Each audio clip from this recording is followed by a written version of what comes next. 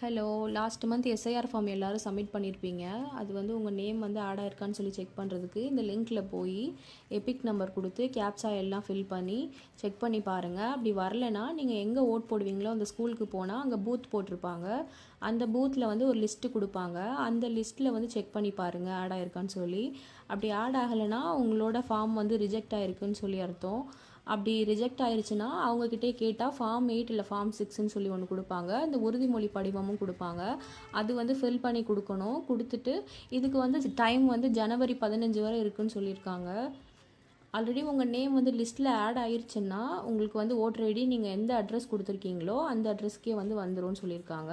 அதனால் ஜனவரி 15க்குள்ளே எல்லோரும் ரிஜெக்ட் ஆனவங்க சப்மிட் பண்ணுங்கள். சின்ன சேனலுக்கு எதாக இருந்தாலும் அது கொஞ்சம் ஆதரவு கொடுங்க.